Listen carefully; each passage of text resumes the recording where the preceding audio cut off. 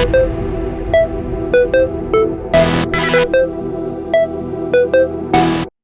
बच्चों, खुश रहो। सभी को गुड मॉर्निंग।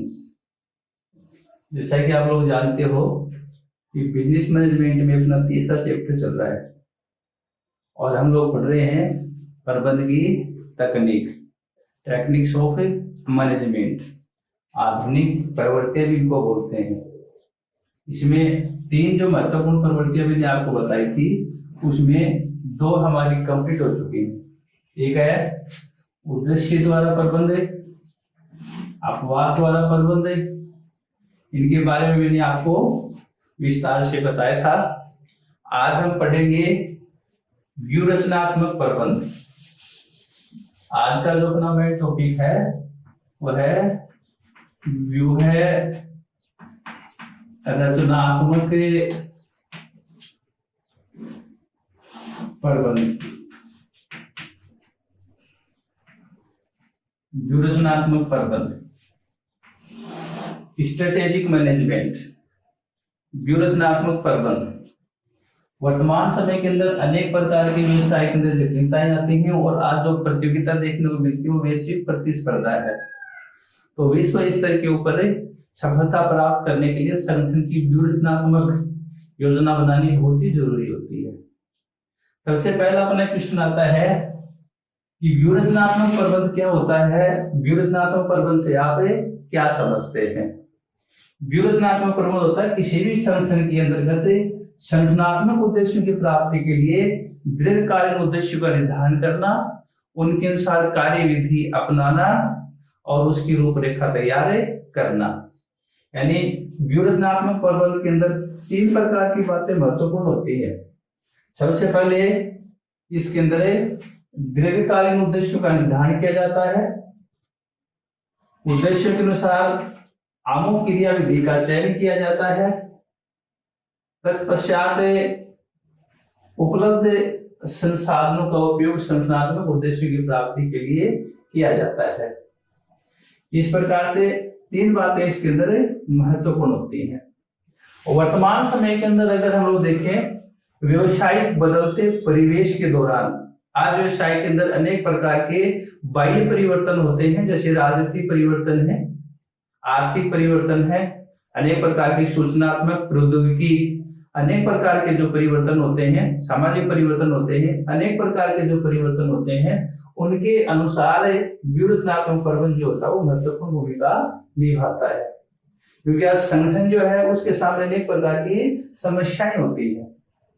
इसलिए व्यूहरचनात्मक प्रबंध, जैसे आप जानते हो किसी भी मैच के अंदर, क्रिकेट का मैच होता है, उसके अंदर जो टीम का जो कैप्टन होता है दूसरी टीम के खिलाफ जो फील्डिंग की भी रचना करता है, दूसरी टीम के जिस प्रकार खिलाड़ी होते हैं उसके अनुसार ही वह उसकी योजना बनाता है। इसी प्रकार से एक देश का दूसरे देश के साथ जब युद्ध होता है तो उस युद्ध में सेना का मुकाबला करने के लिए सेनाएं जो होती हैं अनेक स्तर के ऊपर अपना मोर्चा संभालती हैं। उसी प्रकार से एक संगठन की सफलता के लिए उपलब्ध अनेक प्रकार के संसाधन होते हैं, जैसे मानवीय संसाधन है, भौतिक संसाधन है, पूंजी है, तकनीक है या बाजार है आदि में साधनों को किस प्रकार से व्यवस्थित किया जाए, किस प्रकार से उनको लगाया जाए ताकि एक संस्था का उत्पादन अधिक से अधिक हो सके और अपने जो प्रतियोगी होते हैं उनसे मुकाबला किया जा सके। उदाहरण के लिए जिस प्रकार से कंपनी होती है तो कंपनी अपनी व्यूहरचना का निर्माण करते समय वो देखती है कि बाजार में कौन कौन सी क्रेता होंगे, किस प्रकार की वितरण प्रणाली अपनाएंगे, प्रत्यक्ष अपनाएंगे या अप्रत्यक्ष अपनाएंगे, विज्ञापन का स्तर अपना क्या होगा, मूल्य नीति अपनी क्या होगी, वस्तुओं का जो वितरण है वो किस प्रकार से करेंगे, बाजार का अध्ययन किस प्रकार से करेंगे। ये सभी प्रकार की जो बातें होती हैं इन पे सोच विचार करके जो एक कंपनी जो होती है अपनी व्यूहरचना या रूपरेखा तैयार करती है। तो इस प्रकार से हम कह सकते हैं कि संगठनात्मक उद्देश्यों की प्राप्ति के लिए व्यूहरचना के अंतर्गत संगठनात्मक उद्देश्यों की प्राप्ति के लिए एक रूपरेखा तैयार की जाती है, एक योजना तैयार की जाती है। सबसे पहले वातावरण जो होता है, व्यवसायिक वातावरण होता है, उसका अध्ययन किया जाता है, उसके अनुसार संगठनात्मक उद्देश्यों की प्राप्ति की जाती है, उनको निर्धारण किया जाता है, क्रियाविधि अपनाई जाती है, विभिन्न प्रकार के संसाधन होते हैं उनकी उपलब्धता को देखी जाती है, और वातावरण के अनुसार उसका संयोजन सामंजस्य इस प्रकार से किया जाता है ताकि संगठनात्मक उद्देश्यों को आसानी से प्राप्त किया जा सके तथा बदलते हुए परिवेश में, बदलते हुए वातावरण के अंदर संस्था की योजनाएं और एक प्रभावशाली निर्णय के द्वारा उनको प्राप्त किया जा सके, बाजार के अंदर वैश्विक प्रतिस्पर्धी बना जा सके। तो इस प्रकार से हम कह सकते हैं व्यूह रचनात्मक जो प्रबंध होता है एक व्यवसाय के लिए महत्वपूर्ण भूमिका निभाता है।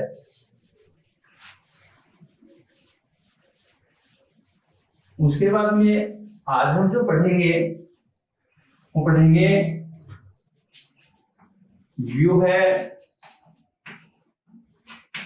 रचनात्मक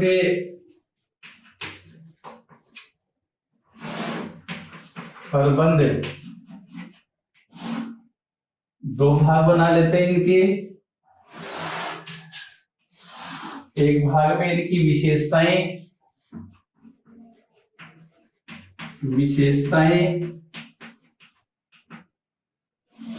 और दूसरे भाग में लेते साहब इनकी महत्व है। व्यूह रचनात्मक प्रबंध की विशेषताएं निम्नलिखित हैं। पहली है औपचारिक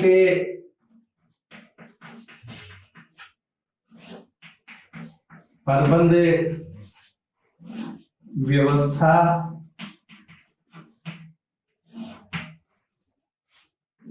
प्रबंधकों की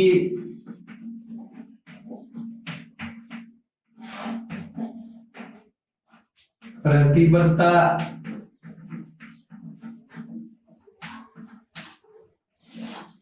व्यवस्थित प्रक्रिया,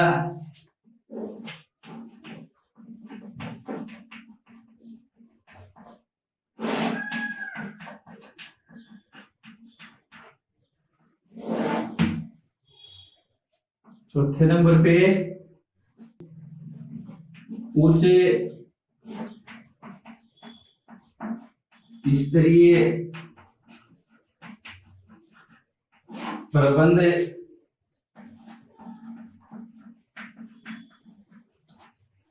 व्यवस्था। 5 नंबर पे है नियोजित निर्देशन।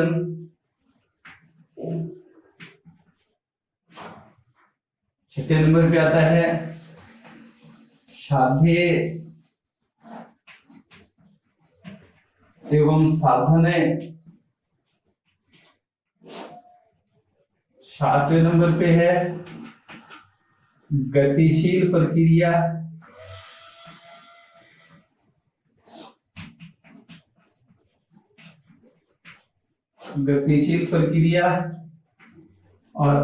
8वें नंबर पे आती है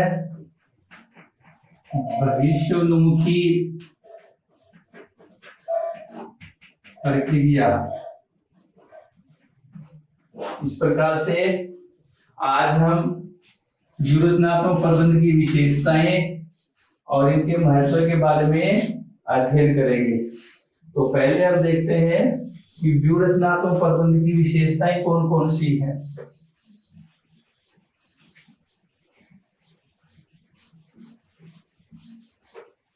व्यूह रचनात्मक प्रबंध की विशेषताएं। व्यूह रचनात्मक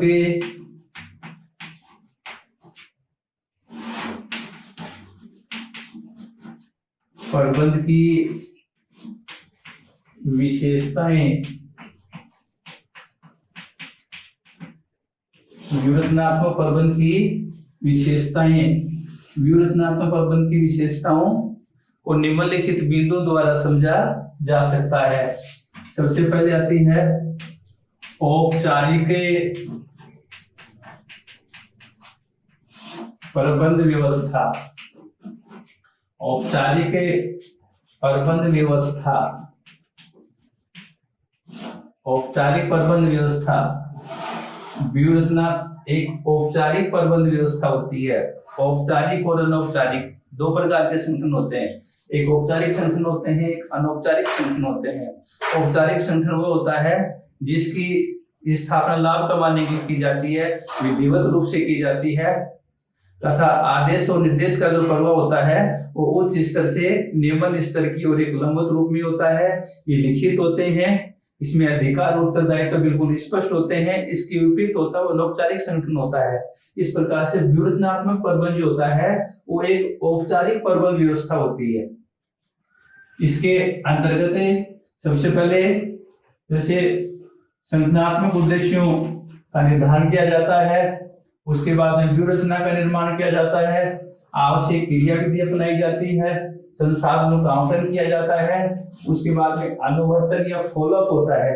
तो सभी जो प्रक्रियाएं होती हैं ये एक प्रकार से औपचारिक रूप में होती है संगठनात्मक उद्देश्यों की प्राप्ति करने के लिए। इसके अनुसार प्रबंध की रूपरेखा होती है। तो ये औपचारिक प्रबंध व्यवस्था है। दूसरा इसके अंतर्गत आता है वो है प्रबंधकों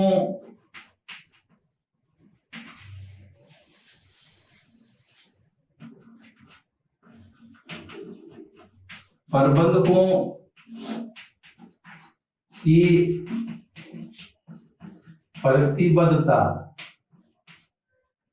प्रबंधकों की प्रतिबद्धता व्यूहरचनात्मक प्रबंध के अंदर प्रबंधकों की प्रतिबद्धता होती है। इसका अर्थ होता है कि संगठनात्मक उद्देश्यों की प्राप्ति के लिए किसी भी संगठन के अंदर अनेक प्रकार की जो नीतियां, उद्देश्य वगैरह जो तय किए जाते हैं, जो नीतियां बनाई जाती हैं, एक व्यूहरचना बनाई जाती है, एक योजना बनाई जाती है, कार्यक्रम तय किए जाते हैं, उसके अनुसार ही प्रबंध जो होते हैं कार्य करने के लिए प्रतिबद्ध होते हैं। यानी जो विधियां वगैरह तय की गई हैं, निश्चित की गई हैं, उसके अनुसार ही उनको कार्य करना पड़ता है।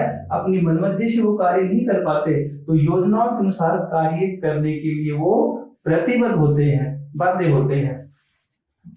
तीसरा जो बिंदु आता है इसके अंदर वो है व्यवस्थित प्रक्रिया। व्यूहरचनात्मक एक प्रबंध जो होता है एक व्यवस्थित प्रक्रिया है। संगठनात्मक उद्देश्यों की प्राप्ति के लिए सभी प्रकार के संसाधन वगैरह जो होते हैं उनको एक व्यवस्थित रूप में अपनाया जाता है। जैसे संगठनात्मक उद्देश्यों की प्राप्ति के लिए सबसे पहले वातावरण या पर्यावरण का अध्ययन किया जाता है, संगठनात्मक उद्देश्यों को निर्धारित किया जाता है, उसके अनुसार व्यूहरचना तैयार की जाती है, उसके अनुसार क्रियाविधि तय की जाती है, तत्पश्चात उसके अनुसार अनुवर्तन होता है, फॉलोअप, फीडबैक जिसको बोलते हैं। अनुवर्तन होता है संगठनात्मक उद्देश्यों की प्राप्ति के लिए जो योजनाएं बनाई गई हैं उनके अनुसार सभी प्रकार के कार्य हो रहे नहीं हो रहे, तो उसका सारी जो योजना के अनुसार फॉलोअप होता है, अनुवर्तन होता है, फीडबैक लिया जाता है। अगर सभी कार्य सही प्रकार से नहीं चल रहे होते हैं, कई जोखिम वगैरह होती हैं या कई विचलनियां कमियां वगैरह होती हैं, तो उनमें सुधारात्मक कार्रवाई की जाती है। तो इस प्रकार से व्यवस्थित रूप से चलने वाली प्रक्रिया होती है। 4 नंबर पे आता है उच्च स्तरीय प्रबंध।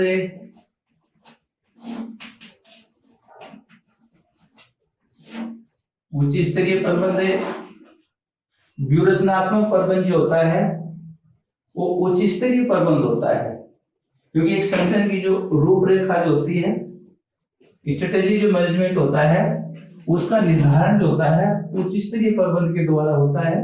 वो उसमें उद्देश्य का निर्धारण करते हैं, नीतियों का निर्धारण करते हैं, कार्य विधियों का चुनाव करते हैं, कौन से परिवर्तन करने हैं, कौन से अवसर का लाभ कहाँ उठाना है, सभी प्रकार की जो बातें होती है वो उच्च स्तरीय प्रबंध के द्वारा किया जाता है। उसके बाद में आता है साध्य एवं साधन। एक और जो मेन होता है साध्य और साधन। संगठनात्मक उद्देश्य की प्राप्ति के लिए अनेक प्रकार के जो लक्ष्य ध्येय जो निर्धारित किए जाते हैं उनका ध्येय या साधन निर्धारित किए जाते हैं, लक्ष्य निर्धारित किए जाते हैं, उनकी प्राप्ति के लिए अनेक प्रकार के संसाधन होते हैं।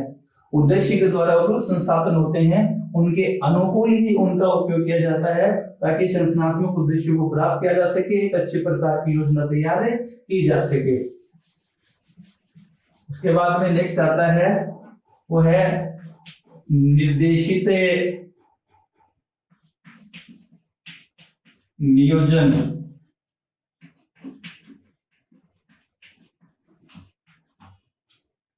डायरेक्टिव प्लानिंग, निर्देशित नियोजन एक और जो होता है कि व्यूहात्मक प्रबंध व्यवस्था के अंदर निर्देशित नियोजन होता है। इसके अंदर अनेक प्रकार की जो योजनाएं बनाई जाती हैं, कार्य विधि व्यवस्था आदि जो तैयार की जाती है, उनमें सामंजस्य स्थापित किया जाता है तथा संगठनात्मक उद्देश्यों की प्राप्ति के लिए उच्च अधिकारी जो होते हैं उनके द्वारा उनका मार्गदर्शन किया जाता है। इस प्रकार से ये निर्देशित नियोजन के अंतर्गत आती है। सातवीं इसकी विशेषता आती है वो है गतिशील प्रक्रिया। गतिशील प्रक्रिया, गतिशील प्रक्रिया का अर्थ होता है कि व्यवसाय के अंदर होने वाले अनेक प्रकार के जो परिवर्तन होते हैं, जैसे सरकारी नीति में परिवर्तन है या अनेक प्रकार के बाह्य घटक होते हैं, राजनीतिक प्रौद्योगिकी आदि में जो परिवर्तन होते हैं, व्यवसायिक वातावरण में जो परिवर्तन होता है, उसके अनुसार व्यूहात्मक जो प्रबंध होता है अपने आप को उनके अनुसार सही प्रकार से व्यवस्थित करके अनेक प्रकार की जो रूपरेखाएं होती हैं उनमें सामंजस्य स्थापित करके संगठनात्मक उद्देश्यों को प्राप्त किया जा सकता है। इसके बाद में आठवां जो आता है वो है भविष्योन्मुखी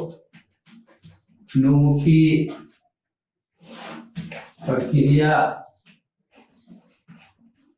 व्यूहात्मक प्रबंध एक भविष्योन्मुखी प्रक्रिया है। यह वर्तमान के अंदर ही नहीं बल्कि भविष्य में होने वाली अनेक प्रकार की जो घटनाएं हैं, अनेक प्रकार की चुनौतियां हैं, अनेक प्रकार की समस्याएं हैं, अनेक प्रकार के परिवर्तन हैं, तो उनके अनुसार वर्तमान के अंदर अनेक प्रकार की योजनाएं बनाती है, अनेक प्रकार की रूपरेखा वगैरह होती है, उनका सही प्रकार से निर्धारण करती है ताकि भविष्य में होने वाले अनेक प्रकार के जो परिवर्तन होते हैं उनके अनुसार सही रूप से इनको लागू किया जा सके। तो इस प्रकार से एक व्यूहात्मक प्रबंध के अनेक प्रकार की जो विशेषताएं होती हैं इनके बारे में हम लोगों ने पढ़ा। यह एक औपचारिक प्रबंध प्रक्रिया होती है, यह प्रबंधकों की प्रतिबद्धता होती है, एक व्यवस्थित प्रक्रिया होती है, उच्च स्तरीय प्रबंध द्वारा निर्धारित की जाती है, साथ ही साधन इसमें लागू होते हैं या नियोजित निर्देशित नियोजन होता है। इसके अंतर्गत गतिशील प्रक्रिया है और भविष्योन्मुखी प्रक्रिया है। तो ये है व्यूहात्मक प्रबंध की विशेषताएं। अब हम पढ़ेंगे व्यूह रचनात्मक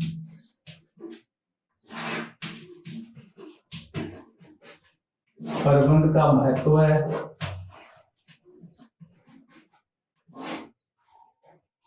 व्यावसायिक प्रतिस्पर्धा के दौर में गिलाकाट प्रतिस्पर्धा, बदलता व्यवसायिक वातावरण, अनेक प्रकार के होने वाले परिवर्तन, सरकारी नीतियों में आने वाले परिवर्तन, तो अनेक प्रकार के जो परिवर्तन होते हैं व्यूहात्मक जो प्रबंध होता है उसमें महत्वपूर्ण भूमिका निभाता है, क्योंकि उसके अनुसार अनेक प्रकार के उद्देश्य का निर्धारण करके अनेक प्रकार की योजनाएं तैयार की जाती हैं जिसके आधार पे संगठनात्मक उद्देश्यों की प्राप्ति हुई व्यवसाय का सफलतापूर्वक संचालन किया जा सके। अतः व्यूहात्मक प्रबंध का जो महत्व है उसे हमें निम्नलिखित बिंदु द्वारा समझ सकते हैं। एक नंबर पे आता है व्यवसाय का कुशल संचालन।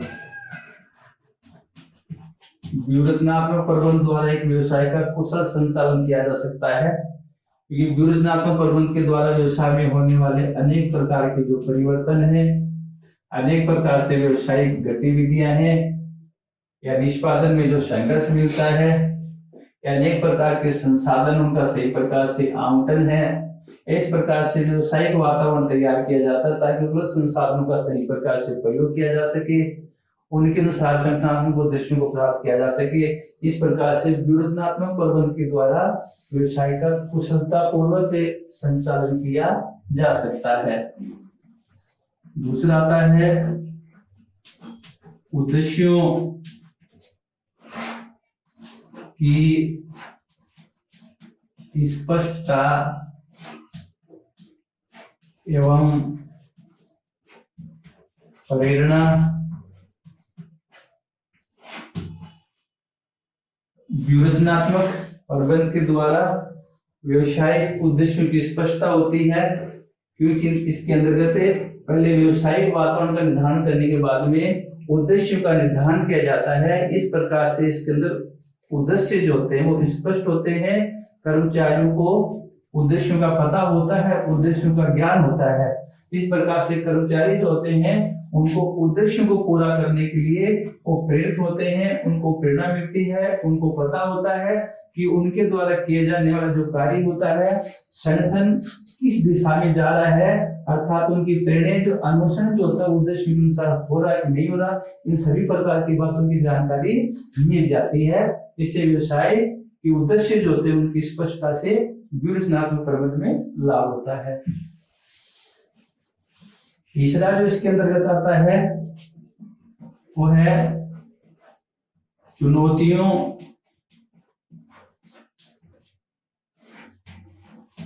का सामना करना एवं अवसरों का लाभ। अवसरों का लाभ व्यूहात्मक प्रबंधन न केवल चुनौतियों का सामना करता है बल्कि अवसरों का भी लाभ उठाता है। एक व्यवसाय के अंदर एक जो उद्यमी होता है, उद्यमिता के दौरान व्यवसाय के अंदर आने वाले अनेक प्रकार के जो अवसर होते हैं, अनेक प्रकार की जो जोखिमें होती हैं, अनेक प्रकार के जो परिवर्तन होते हैं, व्यवसायिक वातावरण में परिवर्तन होता है, उन सभी का पूर्वानुमान लगा करके और व्यवसाय में होने वाली अनेक प्रकार की चुनौतियां होती हैं उनका सही प्रकार से सामना करता है और व्यवसाय के अंदर आने वाले अनेक प्रकार के जो अवसर होते हैं उनके लिए वो सजग रहता है, उनका फायदा उठाता है। ये व्यूहात्मक प्रबंधन के द्वारा ही संभव है। उसके बाद में चौथा आता है सर्वश्रेष्ठ निर्णय।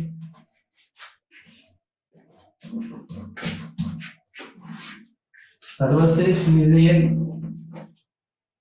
व्यूहात्मक प्रबंधन के द्वारा किसी भी व्यवसाय के अंदर सर्वश्रेष्ठ निर्णय प्रक्रिया अपनाई जा सकती है, सर्वश्रेष्ठ निर्णय लिए जा सकते हैं, क्योंकि व्यूहात्मक प्रबंधन का जब निर्माण किया जाता है तो उसके अंदर अनेक प्रकार की सूचनाएं, अनेक प्रकार के संबंध, तथ्य वगैरह आदि की जानकारी हो जाती है, भावी योजनाओं के बारे में जानकारी हो जाती है, जोखिमों का पता चल जाता है, अनेक प्रकार के जो विकल्प हमारे पास होते हैं उनमें से सर्वश्रेष्ठ विकल्प का चुनाव करके और संगठनात्मक उद्देश्यों की प्राप्ति की जा सकती है, उनके अनुसार रूपरेखा तैयार की जा सकती है। इस प्रकार से व्यूहात्मक प्रबंधन के द्वारा एक व्यवसाय का सफल संचालन के लिए सर्वश्रेष्ठ निर्णय प्रक्रिया अपनाई जा सकती है। उसके बाद में पांचवा जो आता है वो है संगठन की कुशलता एवं कर्मचारियों की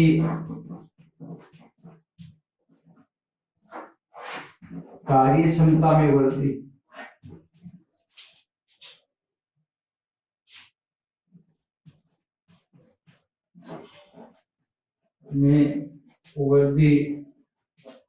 व्यूहात्मक प्रबंधन के द्वारा एक संगठन की कुशलता में सुधार होता है, संस्था में कार्य करने वाले जो कर्मचारी होते हैं उनमें वृद्धि होती है।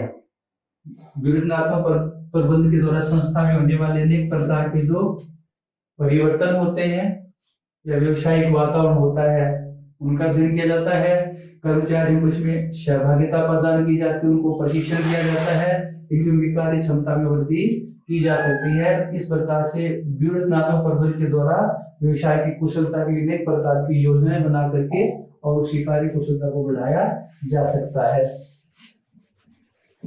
छठे नंबर पे आता है कर्मचारियों की अभिप्रेरणा में सुधार। अभिप्रेरणा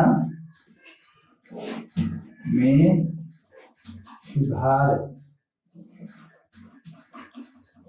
संगठनात्मक उद्देश्यों की प्राप्ति के लिए कर्मचारियों को मोटिवेट करना, कार्य करने के लिए अधिक से अधिक मोटिवेट करना, ये अभिप्रेरणा कहलाती है।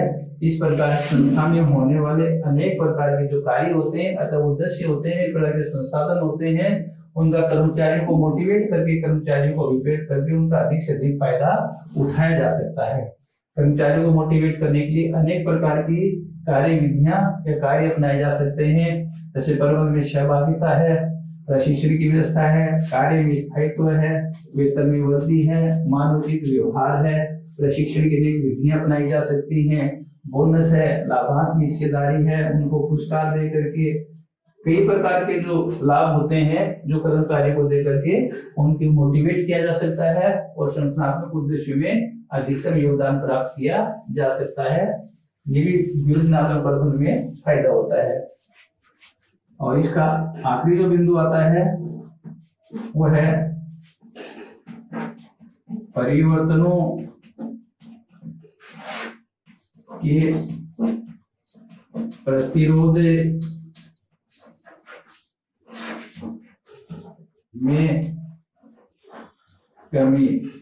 संगठनात्मक उद्देश्यों की प्राप्ति के लिए व्यूहात्मक प्रबंधन जब तैयार किया जाता है तो उसके अंदर अनेक प्रकार के जो परिवर्तन करने होते हैं, कर्मचारी उनका विरोध करते हैं, क्योंकि कर्मचारी जो होते हैं वह व्यवसाय जो परंपरागत विधियां हैं उनके अनुसार कार्य करना चाहते हैं।